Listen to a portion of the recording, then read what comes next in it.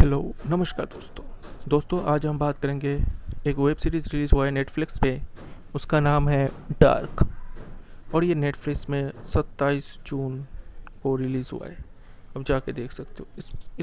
जो web series है इसके बारे में मैं कुछ और चीज़ें आपको बताना चाहता हूँ कि सबसे पहले मैं इसकी स्टोरी बता देता हूँ दोस्तों। जो स्टोरी है वो क्या है, मतलब ये जो बेसिकली स्टोरी है ये है टाइम ट्रैवल के नाम पे दोस्तों। टाइम ट्रैवल जो मतलब एक समय से दूसरे समय में जाना। इसमें क्या है कि बेसिकली ये 3 टाइम मेन फोकस किया गया है। ऐसे तो इसमें काफ़ी सारे टाइम बताया गया, जो मेन फोकस किया गया वो है 2019 और 1986 और 1952।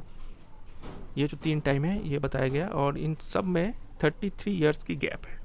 तो इसके अर्थ पे मतलब ये टाइम एक टाइम से दूसरे टाइम में चले जाते हैं कुछ कैरेक्टर्स, और कैरेक्टर्स इसमें इतने सारे कैरेक्टर्स है कि ये कहानी की जो मेन प्लॉट है, मेन जो थीम है, वो कम कैरेक्टर के साथ भी बताया जा सकता था।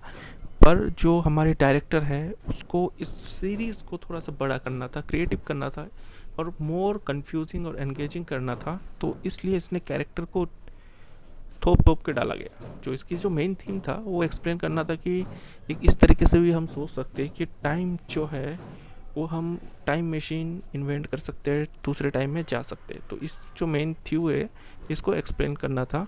और दूसरी जो मेन चीज़ इसमें फोकस किया है वो है एक डिफरेंट वर्ल्ड। एक डिफरेंट वर्ल्ड क्या फोकस किया है मैं वो आपको बताता हूँ कि जब टाइम ट्रैवल होता है तो एक ऐसी टेक्नोलॉजी भी इनके द्वारा बताने की कोशिश किया है कि हम लोग सेम जगह में एक दूसरी वर्ल्ड में सेम टाइम में चल रहे होते हैं और एक दूसरा दुनिया चल रहा होता है जो एक दूसरे को नहीं दे सकते। तो इस तरीके से बताया गया। इसमें 3 वर्ल्ड बताया गया, 3 वर्ल्ड इसमें दिखाया गया। तो ये जो है मेन लॉजिक इस प्लॉट का है। उसमें कुछ कैरेक्टर्स को इम्पोर्टेंस दिया गया है और उसी के इर्द गिर्द में बहुत सारे कैरेक्टर्स जुड़ता रहता है। और इसमें कुछ रिलेशनशिप की भी ऐसे बताया जाता है कि टाइम ट्रैवल करके बहुत पहले चले जाते हैं। तो जो उसका पिता होता है एक्चुअल में वो उसका बाप होता है, मतलब ऐसे कंफ्यूजिंग करके मतलब इस तरह से प्रेजेंट किया गया। बाकी आप जब ये डार्क सीरीज़ देखेंगे नेटफ्लिक्स पे तो समझ में आ जाएगा। और अब मैं एक और पॉइंट बताता हूँ। दूसरा पॉइंट है कि जो इसका एंडिंग है, एंडिंग को थोड़ा एक्सप्लेन कर देता हूँ क्योंकि लोग बाग जो होता है ये एक्चुअल में जो ये सीरीज़ है, ये जो सीरीज़ है ये काफ़ी लंबा है। मतलब 3 सीरीज़ का है ये। 2017 को आया था, 2019 को आया था और ये 27 जून 2020 को आया। तो ये अगर देखा जाए तो 24 एपिसोड है जो 1 घंटे है, कुछ 1 घंटे से ज़्यादा भी है। तो कंटिन्यू देखने जाओगे तो 24 घंटे देखना पड़ेगा आपको। तो इसलिए मैं शॉर्ट में आपका टाइम बचा देता हूँ, मेन प्लॉट बता देता हूँ, बाकी आप अपने हिसाब से इस सीरीज़ को देख सकते हो। जो एंडिंग है ये एक ऐसा चीज़ दिखाया गया। सबसे पहले तो जो 3 वर्ल्ड होता है, टाइम ट्रैवल तो हो ही रहा है इसमें, एक वर्ल्ड, 2 वर्ल्ड और तीसरा वर्ल्ड। तो जिस तरह से ये शुरुआत हुआ है उस वर्ल्ड के बारे में दिखाया जाता है कि साइंटिस्ट कुछ चीज़ें बनाता है और उसके बाद उस चीज़ों को बनाने के बाद ये दूसरा और तीसरा वर्ल्ड में जा सकते थे। तो अगर वो साइंटिस्ट वो चीज़ बनाए ही ना तो वो दूसरे और तीसरे में जाएंगे तो कोई मतलब नहीं बनता। तो इसलिए किसी भी तरीके से मशीन के द्वारा वो जो साइंटिस्ट है उसको उस चीज़ को बनाने की मतलब रोका जाता है। ऐसे ही स्टोरी है। तो जैसे ही वो रोक देता है तो उसी टाइम जो दूसरा और तीसरा वर्ल्ड जो टाइम ट्रैवल करके गया था वो तीसरा वर्ल्ड डिसअपेयर हो जाते, मतलब गायब सा हो जाते हैं। तो घुमा फिरा के स्टोरी वही नॉर्मल वाली वर्ल्ड जो पहले से स्टार्ट था उसमें चले जाते हैं। और उस वर्ल्ड में एक और एंडिंग इस तरह से दिखाया गया है कि लोग नॉर्मल बहुत ही खुश हैं और अपनी लाइफ में जी रहे हैं। मतलब हम इंसान जो है अपनी लाइफ को कभी कभार सोच के और चीज़ें जान के लाइफ को और कॉम्प्लिकेटेड करते हैं।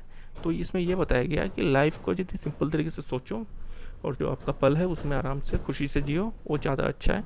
नई नई चीज़ों को सीखने की या जानने की इतनी भी कोई ज़रूरी नहीं है। ज़रूरी तो होता ही है, तो इंसानी आदत है कि हमें सीखना पड़ता है, पर एक्सेस जो कुछ डिटेल्स में सीखने लग जाते तब चीज़ें ख़राब होना स्टार्ट होती है। ये इसका कहने का मतलब है। बाकी तो सबकी अलग अलग सोच है, तो यही कहूँगा।